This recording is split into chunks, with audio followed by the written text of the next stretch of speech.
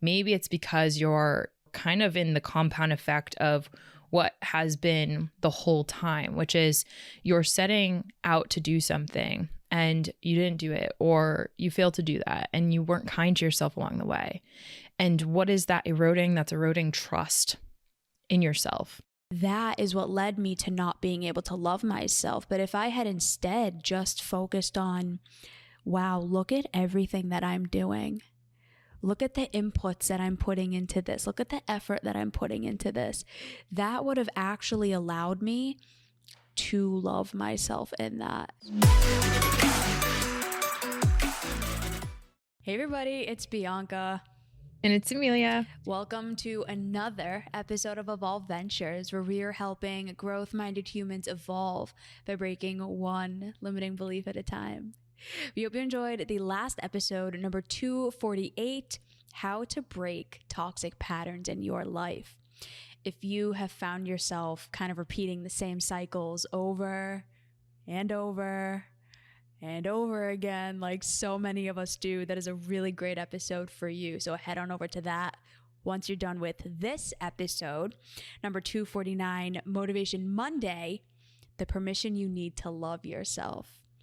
We all need a nice little permission slip, and we hope that this episode will be that for you. Faux show. So happy Monday, y'all, as I say all the time.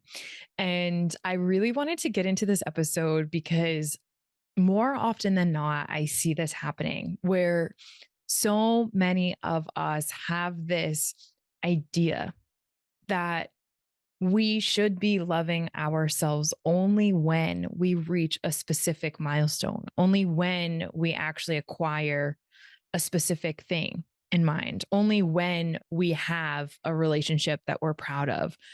And what I found that I wanted to bring into this episode is that there is so much love that we can access and that our community, I think, can access through having conversations like these and giving ourselves that love, giving ourselves that permission slip to love ourselves. I think is actually quite the journey, because I know a lot of us have been conditioned to have that be dangled only when you achieve, you succeed, you do X, Y, Z. And I don't think that that's fully fair to us. So I want to kind of take some of the things that we've learned through not only our personal experiences, because I know Bianca and I have experienced to some degree or another this on our own accord. And I want to bring that into this episode so that you as a listener, number one, can understand that we've been there too.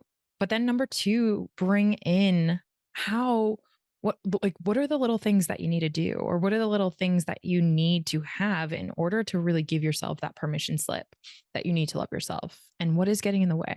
So with that, let's start there. What is getting in the way? B, I know you said before we got into this episode that this was something that you've struggled with before too. What have you observed about yourself? What have you observed about clients? Let's start with yourself first. I definitely had a high bar for what I had to be in order to be good enough, in order to be loved or lovable. And I think that is exactly what so many other people struggle with as well. It's this belief that only when I have or do or become or can embody this thing, then I'm deserving of being loved, then I'm deserving of all of these things. And what happens with so many people, and this is exactly what happened with me too, is that no matter how much I accomplished, no matter how much I did, it was like the bar just kept getting set higher and higher and higher. So I had this narrative that, well, I'm only going to be good enough, and I'm only going to be deserving of being loved if my body looks this way. So my body looked that way, didn't do it. Okay, when I can accomplish this thing, okay, I would accomplish that thing, and then it wasn't good enough. And then just the bar kept having to get higher and higher. And the real problem wasn't that I wasn't all of these external things. It was that I wasn't giving myself, how do I want to say this? I wasn't just letting myself love myself for the person that I was, because I didn't believe that just as it was good. It was always everyone else is better than me, so let me go be like them. And that is the problem that I see with so many clients, and we both see with so many people. It's this belief that everyone else is better than us in some way. And we all play like the measure up, catch up game, trying to finally get to that point. But you and I have seen time and time again, it's like you achieve everything, you get there, but then it's still not enough. And then you're like, what the hell? I thought when I got here, I would be happy. I thought when I had all of these things, I would finally be happy. I would finally feel good. And it's not true. I'll give a really tangible example. I did that weight cut, right? I talked about it frequently. It was a huge accomplishment of mine. And I got to the end of it and I still wasn't happy with how I looked. It was like all of this energy and effort and attention that I put into this cut. And I was like, when I get to the end of this cut, I'm going to feel so good about myself. And I did. And I felt great until the excitement wore off. And then all of those negative thoughts started coming back up again. All of those limiting beliefs about my body and my body image came back up again. So, tangible, real life example of that. It really does relate to, I think, to the last episode. It's a toxic pattern. Yeah, absolutely. And I think that one of the things as we kind of come into this dialogue that I want to make sure that we bring forward is our own examination around what is our expectations of ourselves. So like, I think through this dialogue, we're talking about whatever that X or whatever that thing is that we're trying to aspire for, or the measuring stick, the bar, the standard that gets moved out, or that feels like we can't grasp it.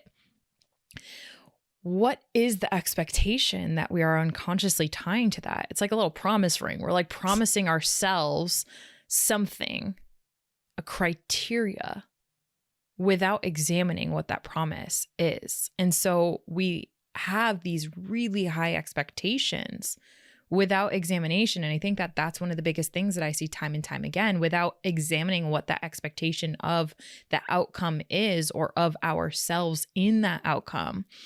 What I find is a lot of like the uprooting of a lot of the work that people are doing when it comes to loving themselves and the process to what that looks like, instead of being really tied to that process and examining the progress, celebrating the progress of giving yourself the permission to slip to love yourself along the way. You're dangling it and saying, only when we accomplish this, only when we achieve this, can we actually give that back to ourselves? So I think one of the biggest things for our listeners that I want to make sure that we discuss here is the reality around what are our expectations, and even just probe the question, put it out there for us to consider as we move forward into our Monday. What is dangling on the other side in terms of expectations that I have of myself, for myself, to myself, for what I'm trying to accomplish here, for what I'm trying to do here, whether that be just in your day-to-day, or whether that be like, for example, Bianca, your example, the weight cut, right? Say you're going to venture things. And I think that this is one of the biggest reasons why a lot of people actually don't even set goals too, why a lot of people don't even try. Because in these small examples, if we're proving to ourselves, well, it wasn't really as great as what our expectations had composed, then why would we even try to do something even bigger, even better? You know what? Because we have that narrative reinforced. Exactly. Go ahead. Sorry, I thought you were done. I just cut you off. Good. You know what just came to me? The problem with this, we're more focused on the outcome than on the process. Exactly. That was what it was for me. Instead of having the narrative be, I'm so proud of myself that I'm the type of person that does these kinds of things, that allows me to do a weight cut. It was solely focused on the outcome and the aftermath. And that's what led to being dissatisfied, because I worked really hard during that weight cut. Like, I was working out 3 hours a day. Wildness, Yeah. while having 3 different jobs and trying to navigate a relationship and all of this just personal stuff going on. And I didn't give myself credit for that. I do now, but I didn't give myself credit for that. I was just focused on my body didn't look the way that I wanted it to at the end of that cut. Mm-hmm. And that is what led me to not being able to love myself. But if I had instead just focused on, wow, look at everything that I'm doing. Look at the inputs that I'm putting into this. Look at the effort that I'm putting into this. That would have actually allowed me to love myself in that, because I can look at the things that I did and say, wow, I'm so proud of myself for showing up this way, for trying, for doing the thing that I did. So in closing with that, because I think that that's a really beautiful golden nugget right there that I want to pull out in closing, is the concept of self-assignment that we've talked about in former episodes, of really getting into the habit and the type of person who is willing to give yourself that love that you need along the way, refocusing in on the process. And I hate to say the journey, because but my M part of me knows that the outcome is just as important, but refocusing along the way in the inputs, what you're doing, the efforts in, that will eventually get you to wherever you're going.